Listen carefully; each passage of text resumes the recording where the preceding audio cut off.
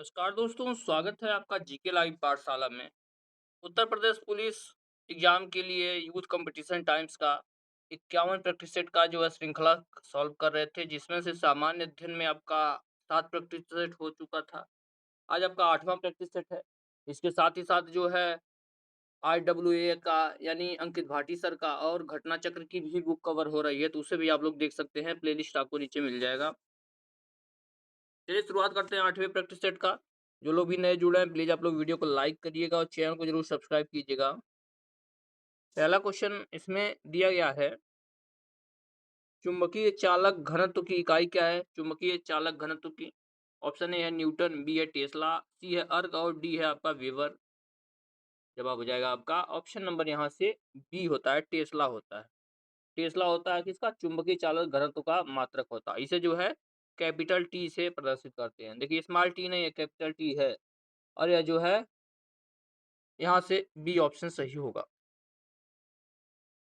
दूसरा क्वेश्चन देखते हैं, यहाँ पर दिया गया है, द्रवों का घनत्व मापने के लिए किस उपकरण का उपयोग किया जाता है? द्रवों का घनत्व मापने के लिए जवाब हो जाएगा इसके लिए जो है पिकनोमीटर का प्रयोग किया जाता है। द्रवों का घनत्व मापने के लिए किसका प्रयोग किया जाता है? पिकनोमीटर। एनीमोमीटर ऑप्शन में दिया गया है, तो एनीमोमीटर जो है वायु वेग मापने के लिए किया जाता है। यूडियोमीटर की अगर हम बात करते हैं तो यह जो है गैस में द्रव का आयतन परिवर्तन मापने के लिए किया जाता है। और जो है बेबा मीटर दिया गया है, तो यह जो है आपका मिट्टी का यांत्रिक गुण जो होता है इसके मापने के लिए जो है बेबा मीटर का प्रयोग करते हैं। सभी ध्यान में रखिएगा, इस तरह के प्रश्न आजकल बनते आ रहे हैं। अगला प्रश्न है, मौर्य राजवंश का अंतिम शासक कौन था? सिंपल सा प्रश्न है। मौर्य वंश का अंतिम शासक पूछा गया है। ऑप्शन ए है अशोक, बी है बिंदुसार, सी है बृहद्रथ और डी है आपका पुष्यमित्र शुंग। जवाब हो जाएगा आपका ऑप्शन नंबर सी, बृहद्रथ था। मौर्य वंश का अंतिम शासक कौन था? बृहद्रथ था। और इसकी हत्या किसने की थी? पुष्यमित्र शुंग ने की थी। ठीक है ना, इसकी हत्या जो है यही जो है पुष्यमित्र शुंग दिया गया है, इसने जो है 185 ईसा वर्ष पूर्व कर दिया था और जो है शुंग वंश की स्थापना कर दिया था।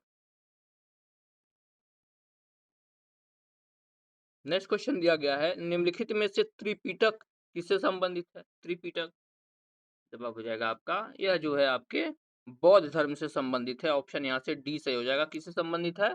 बौद्ध धर्म से संबंधित है। इसमें जो है भगवान बुद्ध के उपदेश इन्हीं तीनों साहित्यों में मिलता है। कौन कौन? त्रिपिटक में।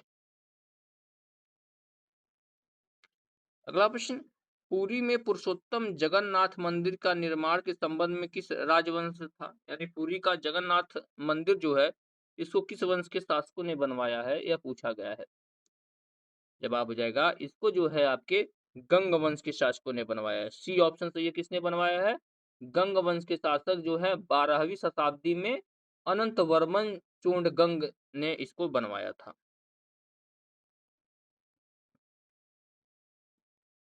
नेक्स्ट क्वेश्चन है, ब्लीचिंग पाउडर बनाने के लिए निम्नलिखित में से किस गैस को बुझे चूने से गुजारा जाता है? ब्लीचिंग पाउडर बनाने के लिए जवाब हो जाएगा इसके लिए जो है क्लोरीन गैस को बुझे चूने से होकर गुजरना पड़ता है। बी ऑप्शन सही है, क्लोरीन गैस को बुझे चूने से जो है गुजारा जाता है। और ब्लीचिंग पाउडर का जो है रासायनिक सूत्र की बात किया जाए तो आपका CaOCl2 होता है, जिसे कैल्शियम ऑक्सीक्लोराइड कहा जाता है। अगला प्रश्न, निम्नलिखित में से कौन सा जिंक का एक अयस्क है? जिंक का जवाब हो जाएगा आपका ऑप्शन ए, स्फेलोराइट जो होता है यह जिंक का एक अयस्क होता है। ए आपका सही जवाब यहाँ से हो जाएगा। और जिंक के प्रमुख अयस्कों की बात करते हैं तो आपका जो है स्फेलोराइट है, जिंक ब्लेंड है, कैलेमाइन है, ये सभी जो है आपके पेपर में पूछा जाता है। नेक्स्ट क्वेश्चन देखते हैं, इसमें दिया गया है, कोरिंगा, ध्यान रखिएगा, कोरिंगा गरान वन्य जीव अभ्यारण्य कहाँ पर स्थित है? कोरिंगा गरान, तो यह जो है आपके आंध्र प्रदेश में स्थित है। डी ऑप्शन हो जाएगा। कहाँ पर स्थित है? आपके आंध्र प्रदेश में यह स्थित है। अगला प्रश्न 9वां दिया गया है, कुतुब मीनार का निर्माण किसने पूरा करवाया था? कुतुब मीनार बनाने की बात यहाँ पर नहीं हो रही है, पूरा करवाने की बात हो रही है। जवाब हो जाएगा आपका ऑप्शन नंबर यहाँ से डी, इल्तुतमिश ने। ठीक है ना, यह जो है इसका निर्माण गुलाम वंश के संस्थापक इल्तुतमिश ने जो है करवाया था। और ये जो है ख्वाजा बख्तियार काकी की स्मृति में 1911 में जो है इसे जो है शुरू करवाया था। नेक्स्ट क्वेश्चन दिया गया है आपका, निम्नलिखित में से भूदान आंदोलन के अग्रणी कौन है? भूदान आंदोलन के जवाब हो जाएगा, इसको शुरू जो है विनोबा भावे ने किया था। भूदान आंदोलन को किसने शुरू किया था? विनोबा भावे ने शुरू किया था, जिसे जो है हम लोग रक्तहीन क्रांति के नाम से भी जानते हैं। ठीक है, भूदान आंदोलन की जगह है रक्तहीन क्रांति भी आ जाएगी, तो आपका यही ऑप्शन सही होगा, विनोबा भावे। नेक्स्ट क्वेश्चन में दिया गया है, भारतीय स्वतंत्रता संग्राम के निम्नलिखित क्रांतिकारियों में से किसे मास्टर दा कहा जाता है? मास्टर दा के नाम से कौन जाने जाते हैं? तो ये है आपके सूर्यसेन। ठीक है ना, सूर्यसेन जी को मास्टर दा कहा जाता है और इनका जन्म जो है 19 अक्टूबर 1927 को अहमदाबाद गुजरात में हुआ था। नेक्स्ट क्वेश्चन दिया गया है, प्रसिद्ध संगीतकार अरविंद पारी किस संगीत वाद्य यंत्र के से जुड़े हुए हैं? इसका जवाब यहाँ से हो जाता है ऑप्शन नंबर बी। इनका जो है सितार के वादक थे, यह सितार बजाते थे। अगला प्रश्न देखते हैं 13 नंबर का, निम्नलिखित विकल्पों में से पुनरुत्पादक बीज उत्पादक पौधे का नाम चुनिए। इसमें से कौन सा ऐसा है बीज जो है दोबारा से उत्पन्न करता है? जवाब हो जाएगा, यह जो है आपका आलू होता है। ठीक है ना, आलू होता है जो पुनरुत्पादक होता है, यानी आलू लगाकर ही आलू को प्राप्त किया जाता है, उसके बीज नहीं होते हैं। ऑप्शन नंबर यहाँ से सी सही हो जाएगा।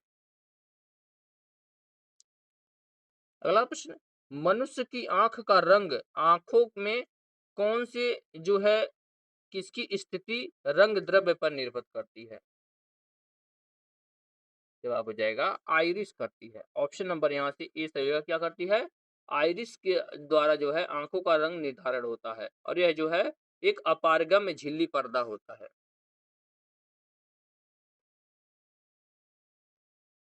अगला प्रश्न है, जीवित प्राणियों में निषेचन के दौरान नर और मादा गैमेट का संलयन एक कोशिका बनाने के लिए होता है, जिसे क्या कहा जाता है?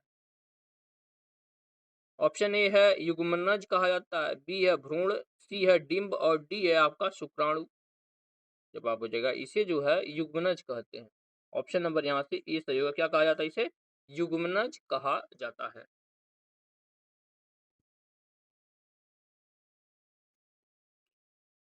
अगला प्रश्न है, गरीबी रेखा से नीचे लोगों का अनुपात किसके द्वारा अनुमानित किया जाता है? किसके द्वारा इसको मापा जाता है?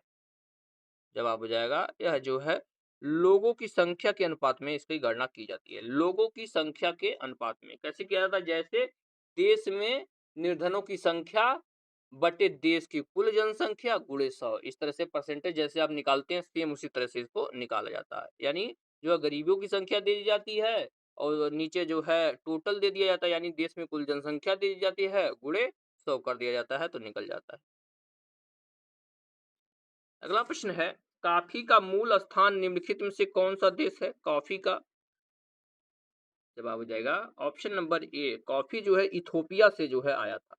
इथोपिया, ऑप्शन नंबर यहाँ से ए सही हो जाएगा, इथोपिया। जैसे जो है ब्राजील कहवा के लिए जाना जाता है, तंबाकू के लिए जो पुर्तगाल जाना जाता है, उसी तरह इथोपिया जो है कॉफी के लिए जाना जाता है। अगला प्रश्न है, नीली क्रांति किससे संबंधित है? नीली क्रांति सिंपल सा प्रश्न है, नीली क्रांति जो है मत्स्य उत्पादन से संबंधित, मत्स्य उत्पादन। कृषि की अगर बात करते हैं तो हरित क्रांति हो जाती है, श्वेत क्रांति की अगर बात करते हैं तो दूध उत्पादन से हो जाता है। तो इस तरह से सभी लोग अपना जो है होता है। गुलाबी क्रांति भी पूछी जाती है, झींगा उत्पादन से होता है। रजत क्रांति पूछी जाती है, ये अंडा उत्पादन से होता है। तो सभी जो है क्रांतियां आप लोग देख लीजिएगा। नेक्स्ट क्वेश्चन है, विश्व की सबसे गहरी झील कौन सी है? विश्व की वर्ल्ड सबसे गहरी झील, तो यह जो है बैकाल झील है। विश्व की सबसे गहरी झील कौन सी है? बैकाल झील है, और इसकी गहराई जो है 1644 मीटर। कितना है? 1644 मीटर इसकी गहराई है।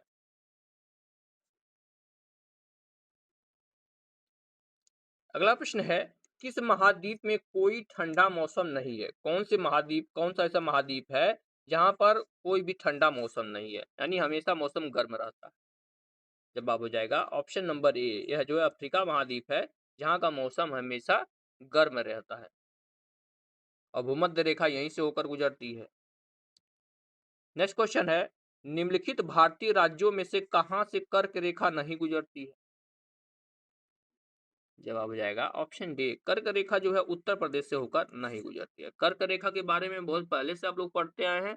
कर्क रेखा भारत के 8 राज्यों से होकर गुजरती है, जिसमें से आपका गुजरात, राजस्थान, मध्य प्रदेश, छत्तीसगढ़, झारखंड, पश्चिम बंगाल, त्रिपुरा और मिजोरम है, लेकिन उत्तर प्रदेश इसके अंतर्गत नहीं आता है।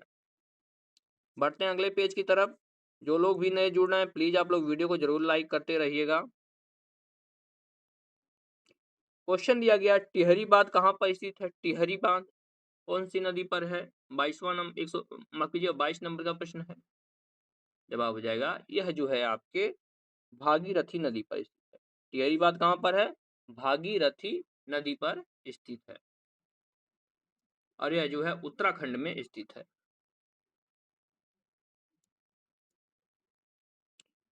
अगला प्रश्न, अंतरराष्ट्रीय न्यायालय किस देश में स्थित है? अंतरराष्ट्रीय न्यायालय तो यह जो है नीदरलैंड में। अंतरराष्ट्रीय न्यायालय का मुख्यालय कहाँ पर है? नीदरलैंड में, और यह जो है द हेग में स्थित है। नीदरलैंड के द हेग में स्थित है और इसकी स्थापना जो है 1945 को हुई थी। 1945 को अंतरराष्ट्रीय न्यायालय की स्थापना हुई थी। अगला क्वेश्चन दिया गया है, रियाल कहाँ की मुद्रा है? किस देश की मुद्रा रियाल है? जवाब हो जाएगा ऑप्शन नंबर ए, सऊदी अरब की मुद्रा रियाल। सऊदी अरब की मुद्रा रियाल है। और रियाल की अगर हम बात करते हो तो ईरान की भी मुद्रा रियाल है, कतर हो गया, यमन हो गया, इन तीनों देशों की मुद्रा रियाल है। नेक्स्ट क्वेश्चन, हिंदी दिवस किस दिन मनाया जाता है? हिंदी दिवस जवाब हो जाएगा आपका ऑप्शन नंबर सी, 14 सितंबर को मनाया जाता है हिंदी दिवस। 14 सितंबर 1949 के द्वारा जो है हिंदी को राज्य भाषा घोषित किया गया था, तभी से जो है हिंदी दिवस जो है 14 सितंबर को इसलिए मनाया जाता है।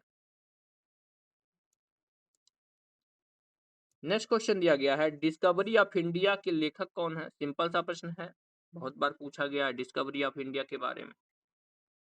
जवाब हो जाएगा इसके लेखक जो है जवाहरलाल नेहरू जी हैं।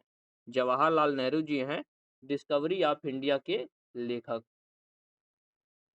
इनकी अन्य पुस्तकों की बात किया जाए तो गिलपेस ऑफ वर्ल्ड हिस्ट्री है, इंडिया एंड वर्ल्ड है, ये बंच ऑफ ओल्ड लेटर है, ये सब जो है इन्हीं के द्वारा लिखी गई पुस्तकें। नेक्स्ट क्वेश्चन है, राज्य और केंद्र शासित प्रदेश की सूची में भारत के संविधान की कौन सी अनुसूची में उल्लिखित किया गया है? यानी राज्य और केंद्र शासित प्रदेशों के बारे में किस अनुसूची में कहा गया है? 27वां प्रश्न।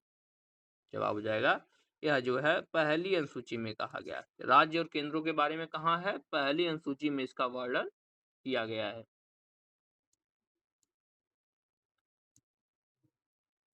अगला प्रश्न देखते हैं, 28 नंबर का दिया गया है, भारतीय संविधान की उद्देशिका में अब तक कितनी बार संशोधन हो चुका है? उद्देशिका में जवाब हो जाएगा ऑप्शन नंबर सी, उद्देशिका में सिर्फ एक बार संशोधन हुआ है। कब हुआ था? 42वां संविधान संशोधन 1976 में। 1976 में हुआ था 42वां संविधान संशोधन हुआ था। इसमें हुआ था जिसमें 3 नए शब्द जोड़े गए थे। कौन कौन शब्द? समाजवादी, पंथ निरपेक्ष और अखंडता, ये 3 शब्द जोड़े गए थे 42वां संविधान संशोधन। इसी को जो है मिनी संविधान भी कहते हैं। 42वां संविधान संशोधन को जो है मिनी संविधान भी कहा जाता है। अगला प्रश्न, लोकसभा के प्रथम अध्यक्ष कौन थे? प्रथम लोकसभा अध्यक्ष के बारे में पूछा गया है।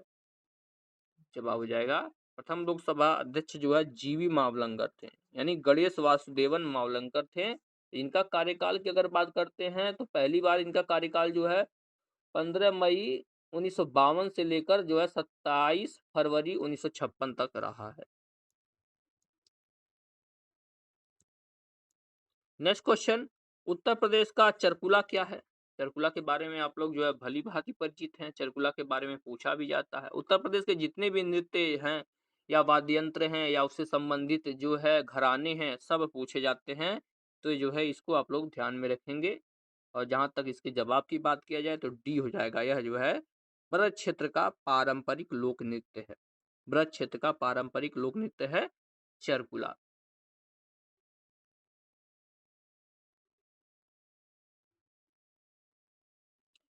नेक्स्ट क्वेश्चन है, वाल्मीकि का आश्रम ब्रह्मवर्त में था, जो कि इस समय किस जिले के अंतर्गत आता है? ब्रह्मवर्त।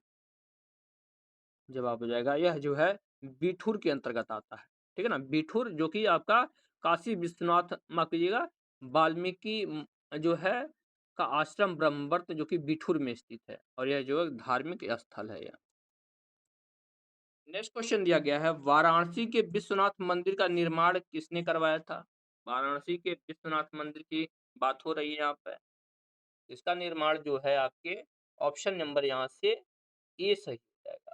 इसका निर्माण रानी अहिल्याबाई ने करवाया था। रानी अहिल्याबाई होलकर ने करवाया था और कब करवाया था? 1780 में इसका निर्माण करवाया था। 1780 में जो है इसका निर्माण हुआ था।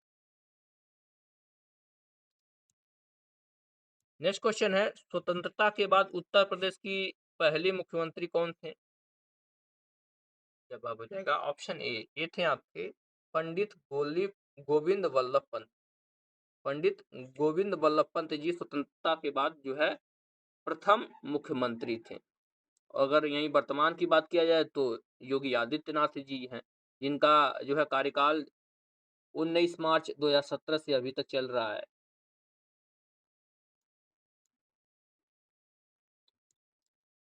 नेक्स्ट क्वेश्चन है, भारतीय पुलिस सेवा यानी आईपीएस के लिए नियंत्रण प्राधिकारी कौन होते हैं?